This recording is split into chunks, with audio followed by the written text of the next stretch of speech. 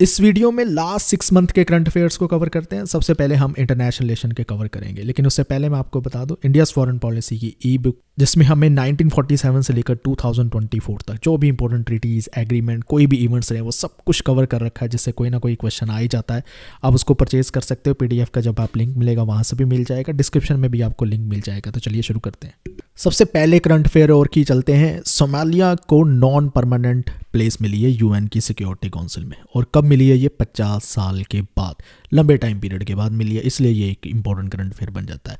कब मिली है? 6 जून 2024 में मिली है। ड्यूरेशन कब रहेगी? जनवरी 2025 से लेकर दिसंबर 2026 तक चलेगी। मोज़म्बिक को इन्होंने रिप्लेस किया है क्योंकि उसकी टर्म दिसंबर में एंड हो चुकी है। यूनिकनेस क्या है?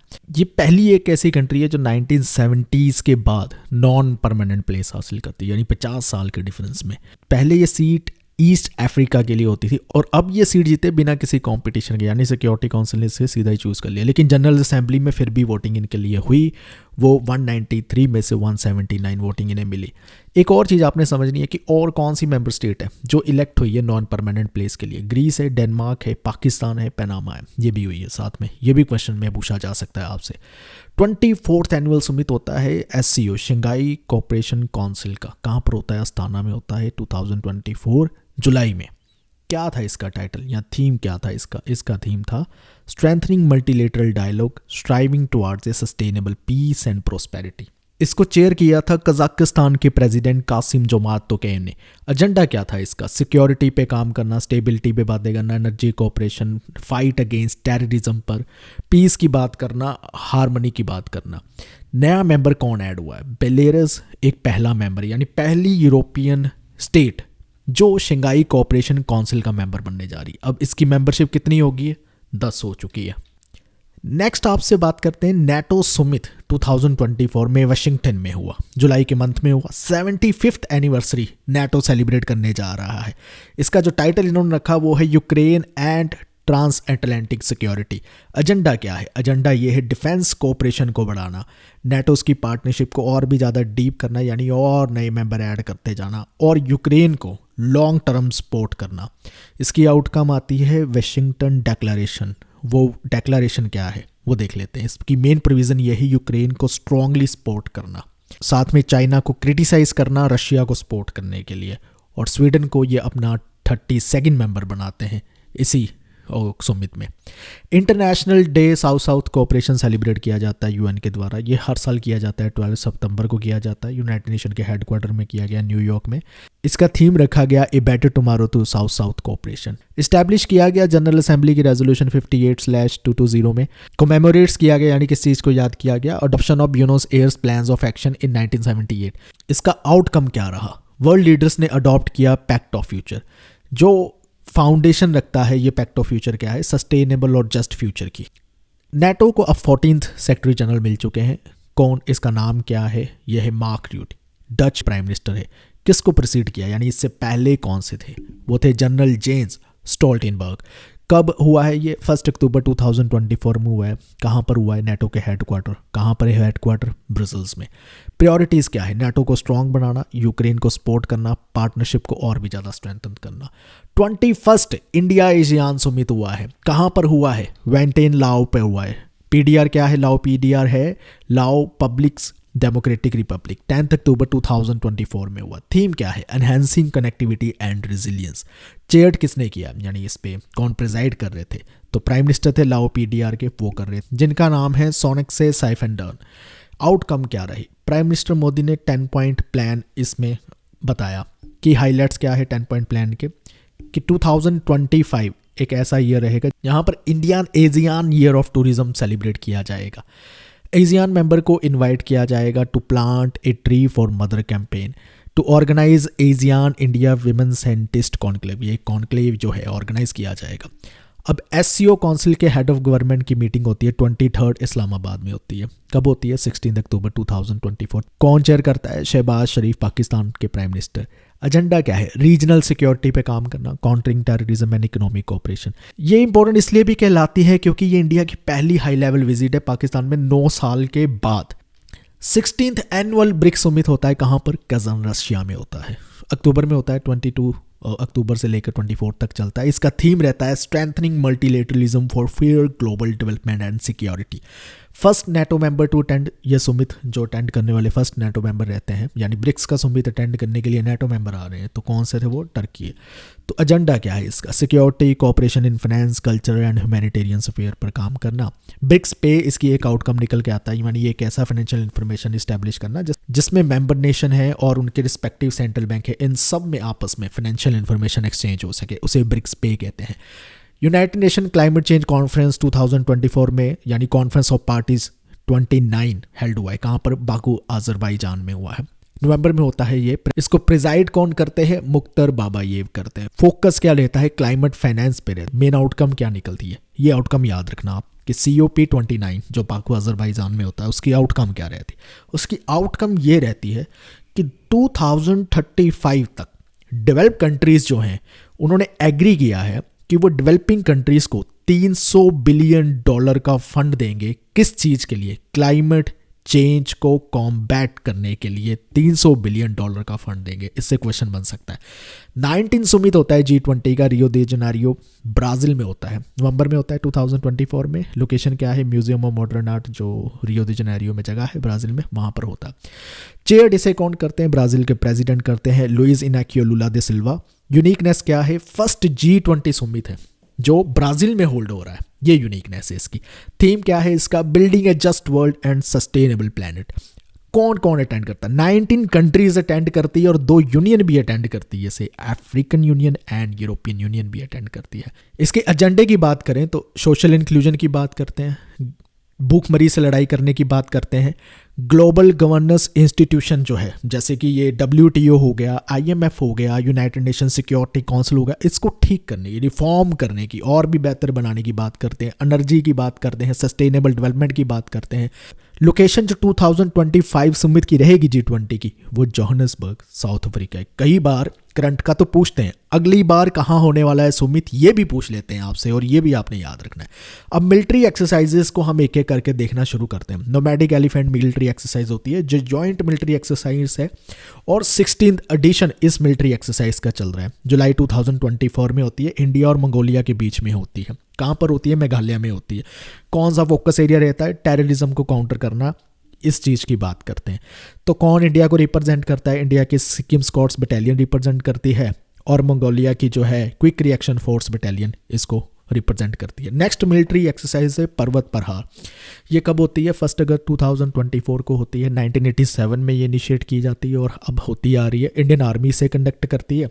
ये बेसिकली हाई एल्टीट्यूड में, ठीक है, माउंटेन्स में, हिल्स में, उस वारफेयर में कैसे परफॉर्म करना, उसके लिए ये ट्रेनिंग दी जाती है। ईस्टर्न लद्दाख में होती है, 14,000 फीट की हाइट पे की जाती है, और इंडिया चाइना बॉर्डर जो है उसकी सिक्योरिटी के लिए ही ये ट्रेनिंग खास कर दी जाती है। तारंग शक्ति होती है 2024 में। टाइप क्या है? ये इंडिया की फर्स्ट मल्टीलेटरल एयर एक्सरसाइज है, इंडिया की पहली मल्टीलेटरल एयर एक्सरसाइज। इसका नाम याद रखना, तारंग शक्ति, हो सकता है इससे क्वेश्चन ना आ जाए। तो ये कब होती है? फर्स्ट फेज़ होता है अगस्त 2024 में, फिर इसका सेकंड फेज़ होता है वो अगस्त से लेकर सितंबर 14 तक चलता है। तो ये 2 फेज़ में होती है। पार्टिसिपेटिंग कंट्रीज़ कौन कौन सी है? मल्टीलेटरल का मतलब यही है, इसमें 2 से ज़्यादा कंट्री होने वाली है। तो इसमें इंडिया तो है, फ्रांस है, जर्मनी है, स्पेन है और UK है फर्स्ट फेज़ में। फिर सेकंड फेज़ में कौन कौन था? Australia, Bangladesh, Greece, Japan, UAE and USA जो है वो सेकंड फेज़ में आते हैं। कहाँ पर होती है? तमिलनाडु का एक एयरफोर्स स्टेशन है सुलर, उसमें होती है। सेकंड फेज़ कहाँ होती है? राजस्थान में होती है, जोधपुर एयर स्टेशन में। यूनिकनेस क्या है? फर्स्ट मिलिट्री एक्सरसाइज है ग्रीस की इंडिया के साथ। ग्रीस पहले कभी पार्टिसिपेट नहीं करता था। युद्ध अभ्यास होती है 2024 में होती है। ये जॉइंट मिलिट्री एक्सरसाइज है, 20th एडिशन इसका चल रहा है, सितंबर 2024 में हो रही है। पार्टिसिपेटिंग कंट्री कौन है? इंडिया और USA की होती है युद्ध अभ्यास। कब से हो रही है? 2004 से होती आ रही है।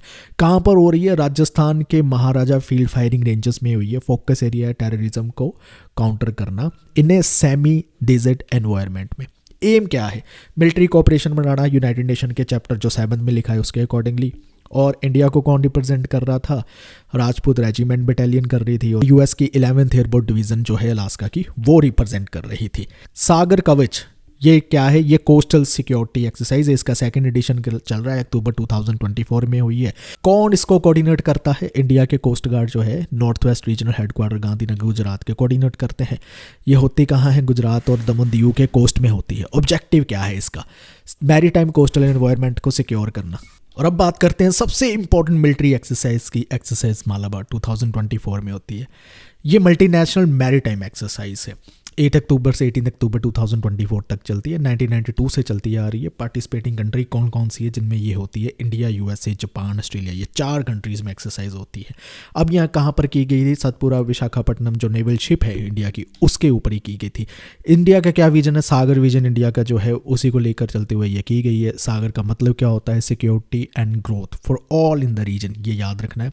2 फेसेस में हुई है। पहला फेस हार्बर फेस है और दूसरा फिर सी फेस है। नेक्स्ट मिलिट्री एक्सरसाइज है काजिंद, 2024 में होती है। ये भी जॉइंट मिलिट्री एक्सरसाइज है। 8th एडिशन इसका चल रहा है। 30 सितंबर से लेकर 30 अक्टूबर 2024 तक चलती है। इसमें पार्टिसिपेटिंग कंट्रीज है इंडिया एंड कजाकिस्तान। एनुअली होती है, 2016 से चल रही है। कहाँ पर होती है? सूर्या फॉरेन ट्रेनिंग नोड जो उत्तराखंड के औली एरिया में है। फोकस एरिया क्या है? टेररिज्म को इन्होंने काउंटर करना है, लेकिन कहाँ पर? सेमी अर्बन और माउंटेन्स टेरेन पर काउंटर करना है। इंडिया को रिप्रेजेंट करती है Kumaon regiment of Indian army और कजाकिस्तान को रिप्रेजेंट करती है उनकी land forces and airborne assault troopers करती है। नेक्स्ट एक्सरसाइज है गरुड़ शक्ति 2024 की। जॉइंट स्पेशल फोर्सेस एक्सरसाइज है। 9th एडिशन इसका चल रहा है। 1 से 12 नवंबर 2024 तक होती है। पार्टिसिपेटिंग कंट्रीज जो इसमें रहती है वो है इंडिया और इंडोनेशिया। कहाँ पर होती है ये? इंडोनेशिया जकार्ता के साइजातंग एरिया में होती है। कौन रिप्रेजेंट करता है इंडिया को? पैराशूट रेजिमेंट करती है और वहाँ की फोर्सेस को रिप्रेजेंट करती है Indonesian special forces Kopassus. Next exercise की बात करते हैं। इसका नाम है अंतरिक्ष अभ्यास। ये इंडिया की पहली मिलिट्री एक्सरसाइज होगी जो स्पेस से आने वाले जो थ्रेट्स है, डेंजर्स है, उसको कॉम्बैट करेगी, उसको टैकल करेगी। कौन सी डेट में होती है? 11 और 30 नवंबर होती है 2024 में। ऑर्गेनाइज कौन करता है? डिफेंस स्पेस एजेंसी ऑर्गेनाइज करती है। कहाँ पर होती है? दिल्ली में होती है। कौन इनॉग्रेट करता है? चीफ ऑफ डिफेंस स्टाफ जिनका नाम है जनरल अनिल चौहान, ये करते हैं। इसका एम ये रहता है जो भी इंडियन स्पेस एसेट्स को थ्रेट्स मिल रहे हैं उसको सिमुलेट करना। पूर्वी प्रहार एक एक्सरसाइज है। ये ट्राई सर्विस एक्सरसाइज यानी तीनों सर्विसेज में इन्वॉल्व होगी। 10 से 18 नवंबर 2024 तक चलती है। इंडियन आर्मी, इंडियन नेवी और एयरफोर्स इन्वॉल्व रहेगी।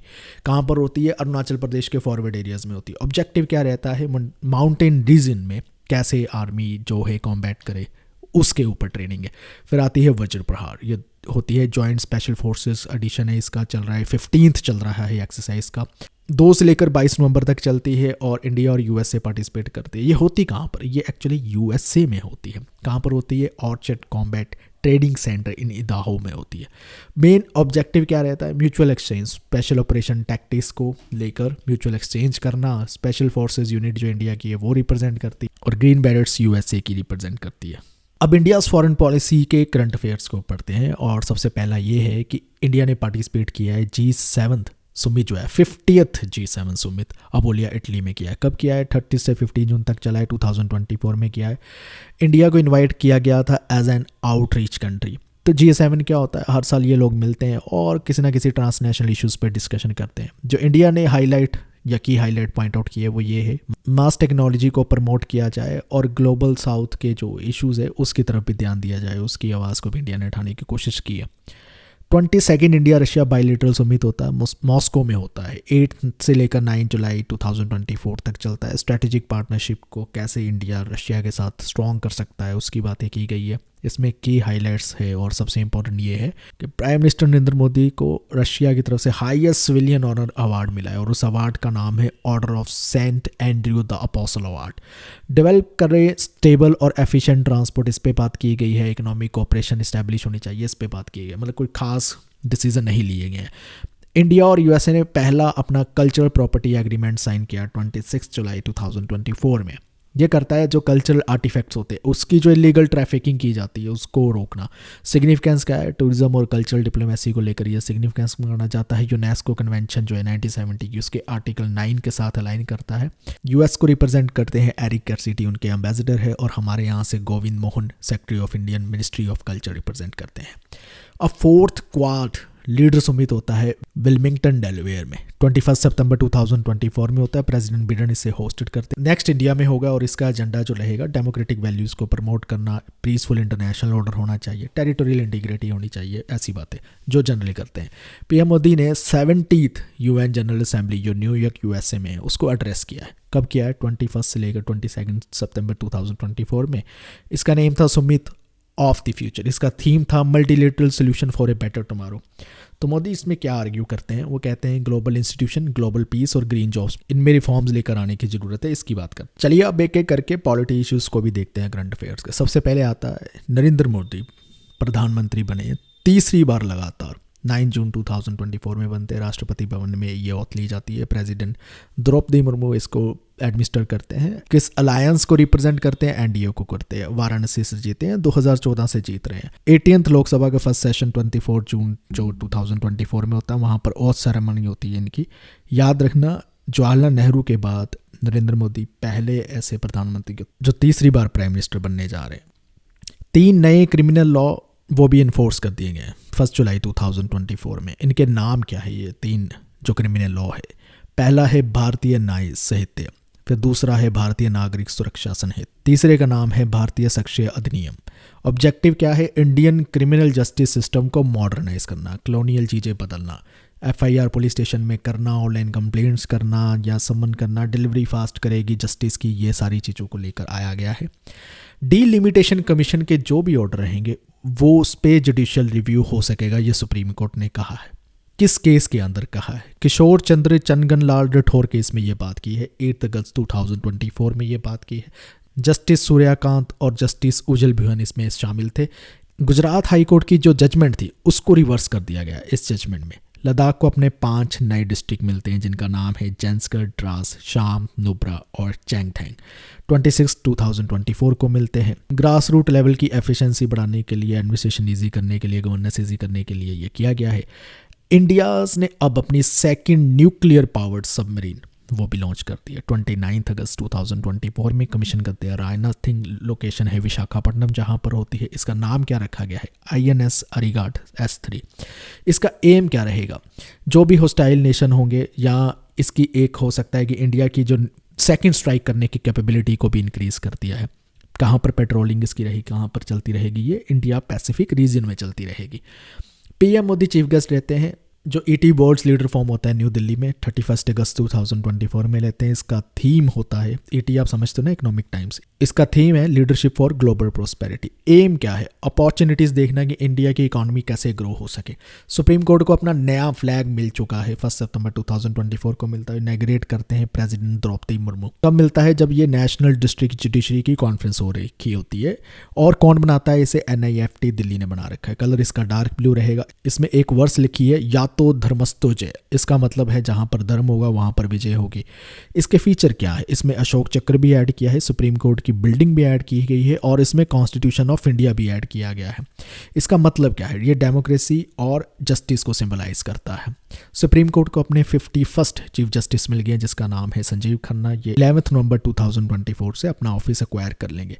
अब लेडी ऑफ जस्टिस स्टैचू को एक नया अवतार दिया गया है। कौन कमीशन करता है इसे? चंद्रचूड़ जो CGI रहते हैं वो करते हैं। 6 फुट की इसकी हाइट रहेगी। डिज़ाइन किसने किया है? विनोद गोस्वामी ने किया है जो कॉलेज ऑफ आर्ट दिल्ली से हैं। इसके फीचर क्या है वो समझने बहुत जरूरी है। सबसे पहले जो पहले स्टैचू होती थी उसने हाथ में स्वॉर्ड पकड़ रही होती थी, कृपाण होती थी, लेकिन वो हटा दी गई है और उसके हाथ में पकड़ा दिया गया है कॉन्स्टिट्यूशन इंडिया का।